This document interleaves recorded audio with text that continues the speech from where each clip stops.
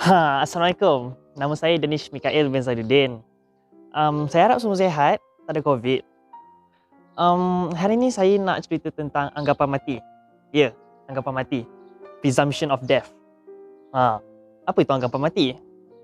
Anggapan mati tu maksudnya, kalau ikutkan kata-kata jumhur ulama' ataupun majoriti ulama', ialah orang yang hilang dalam tempoh yang tertentu akan dianggap mati.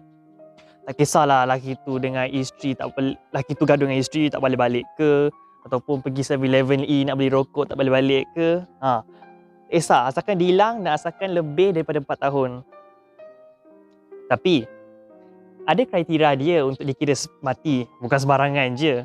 Mesti ada guideline dia kalau nak dianggap mati tu. So, yang pertama ialah kita tak dengar khabar daripada orang yang hilang tersebut. Yang kedua ialah orang lain ataupun sesiapa kat dunia ni pun tak dengar khabar atau kewujudan dia pun kat dunia ni. Oh ya, info tambahan pula bagi orang bukan Islam ialah 7 tahun di Mahkamah Sivil. Tapi sekarang ni tajuk saya tentang orang Islam. Lagipun subjek saya Undang-Undang Keluarga Islam. So, itu secara umum lah maksud anggapan mati.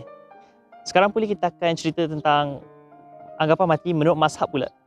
Menurut Imam Malik, apabila seseorang suami gaib tidak diketahui tempatnya dan tidak pula sampai kepada isterinya khabar atau berita, wajib kepada isteri untuk menunggu selama 4 tahun, kemudian hendaklah beriddah dengan selama 4 bulan. Selepas daripada tempoh itu, bolehlah perempuan itu berkahwin lagi. Suami berkenaan tidak boleh memiliki isterinya kembali jika suami itu kembali, kerana dia tidak dihukumkan bersalah sebab tidak memberikan alasan di mana dia berada.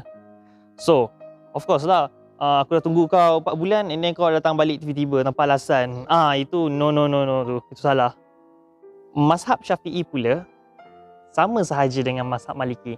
Cuma yang bezakan ialah dalam hak pusaka dan status perkahwinan.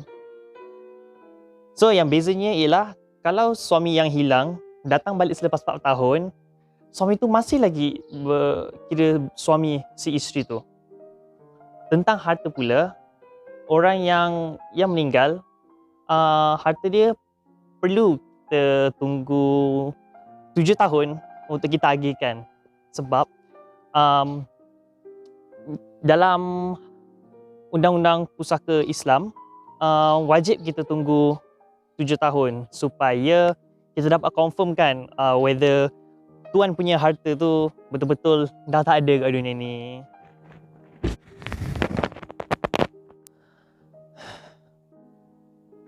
Sampai mana kita tadi?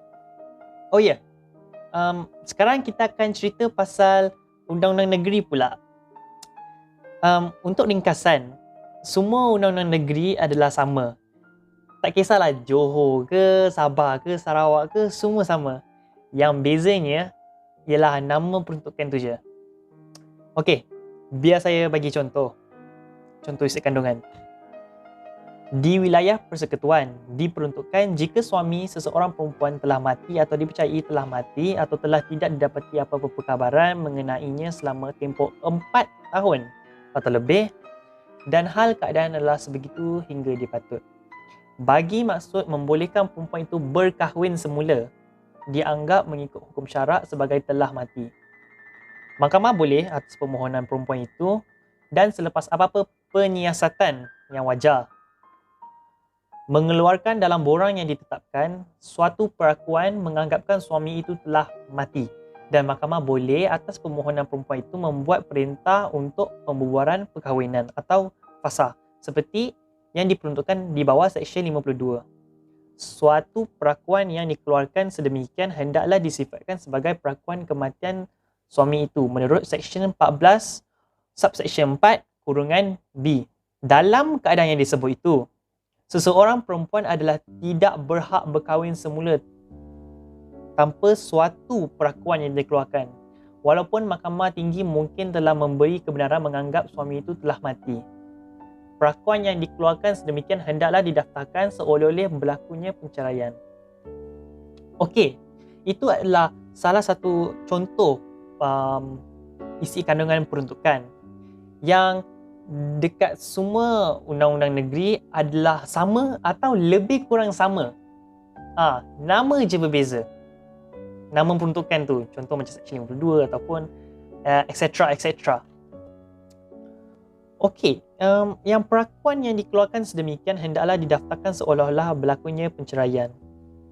Sebabnya ialah mahkamah yang daftarkan cerai ni adalah untuk sebagai formality dan juga ialah disenangkan semua sebab dia ada black and white.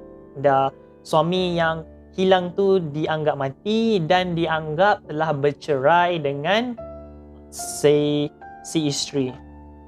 So, macam saya cakap tadi, peruntukan nama je berbeza tapi isi kandungan sama. Sebagai contoh dekat Johor, namanya ialah Enactment Undang-Undang Keluarga Islam. Dekat Sabah pula dipanggil Ordinance Undang-Undang Keluarga Islam. Macam tu. Okey, baik. Yang seterusnya ialah nafkah bagi isteri yang suaminya hilang. So, dalam Islam kan si suami harus wajib bagi nafkah pada isteri. Tapi disebabkan suami dah hilang, tanggungjawab untuk memberi nafkah tu tak dapat dilaksanakan sebab suami hilang. So kalau kita ikut pendapat jumhur ulama, iaitu majoriti ulama, jika suami ada harta, dan harta tu akan dijadikan nafkah, tapi dengan syarat kena ada persetujuan mahkamah dan juga angkat sumpah oleh isteri yang isteri tidak dapat nafkah dalam tempoh tersebut yang suaminya hilang. So itu sahaja pasal nafkah. Okay, obviously presentation tak akan complete tanpa kes kan. So tersebut adalah kes yang saya petik untuk saya bicarakan dekat presentation ni. Kesnya adalah permohonan anggapan mati oleh Zainun binti Awang. Klasik je nama. Okey. Dalam kes ini, Zainun binti Awang menyatakan kepada mahkamah untuk mengisytiharkan bahawa responden, iaitu suami beliau, Nur Muhammad bin Musa, telah mati di tengah laut. Permohonan ini disokong dengan affidavit, iaitu affidavit ialah statement atau kata-kata yang bersumpah yang dilampirkan dengan menyatakan bahawa pemohon dalam kes ini merupakan isteri yang sah kepada responden dan semasa hayatnya responden merupakan seorang nelayan di kampung seberang Tuan Cik. Itu nama kampung. Okey, pada tahun 1984, responden telah keluar menangkap ikan di laut dan pada malamnya berlaku ribut kuat. Dan selepas ribut berhenti, didapati responden telah hilang bersama dengan botnya dan tidak dapat dikesan sehinggalah permohonan ini dibuat. Orang ramai telah menganggap bahawa responden telah mati kerana responden tidak ditemui dan tidak pernah pulang ke pangkuan ahli keluarganya. Pemohon yakin bahawa responden telah mati di tengah lautan. Prosiding permohonan telah berjalan dengan mengemukakan saksi, dokumen-dokumen sokongan, iklan dibuat dan juga pemohon telah bersumpah. Seterusnya, Tuan Hakim Muhammad Nazri bin Yusof pada 18 Januari 2006 telah memutuskan bahawa, so kita dapat tengok kat kes ni, pada tahun 1984, responden iaitu suami Zainun binti Awang telah pergi memancing untuk ikan dan tak pulang-pulang. So maksudnya dia hilang pada tahun 1984. Dan pemohon membuat mohonan pada tahun 2006, hampir 20 tahun selepas responden tersebut hilang. Tak tahu kenapa, tapi mari kita tengok apa yang telah diputuskan oleh Tuan Hakim. Saya sabitkan suami kepada Zainun binti Awang yang bernama Nur Muhammad bin Musa adalah seorang al-mafqud mengikut hukum syarak dan menurut Seksyen 50-1 Enactment Undang-Undang Pentadbiran Keluarga Islam Terengganu 1945, saya hukumkan dia telah mati dalam tragedi bot nelayan yang hilang dari pengkalan kampung seberang Tuan Cik pada 16 Jun 1984 di perairan laut China Selatan. So, itu keputusan, itu verdict yang dikemukakan oleh Tuan Hakim.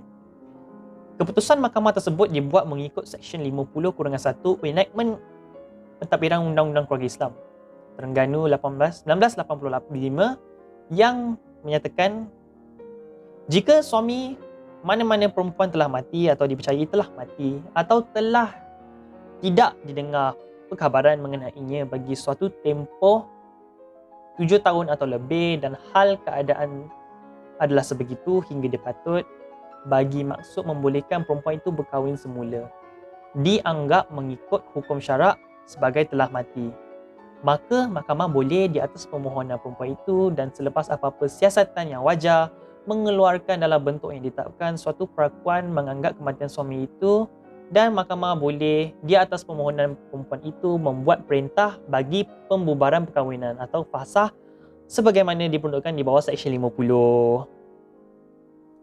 So, macam peruntukan wilayah kena buat permohonan dan akhirnya akan dikeluarkan seperti pemohon penceraian untuk black and white. Itulah kesimpulan bagi kes Zainul Mitawang. So, alhamdulillah kita telah tiba di penghujungnya. Mari kita summarizekan balik dan ungkapkan balik apa yang kita belajar tadi tentang permohonan anggapan mati. Okey, yang pertama ialah suami wajib hilang 4 tahun atau lebih. Yang kedua ialah isteri harus iddah selama 4 bulan selepas suami hilang. Yang ketiga ialah melakukan fasakh. Yang keempat, jika suami ada harta, maka pewaris boleh menuntut harta sebagai nafkah. Tapi dengan syarat mesti kena tunggu 7 tahun sebab mengikut Undang-Undang Pusaka Islam benda tu wajib sebab nak pastikan punya harta tu betul-betul dah meninggal. So itu sahaja daripada saya. Alhamdulillah, terima kasih. Kalau ada soalan boleh tanya di ruang komen pada sesiapa sahaja yang melihat video ni. Itu sahaja daripada saya, Danish Mikael. Terima kasih dan selamat sejahtera. Bye.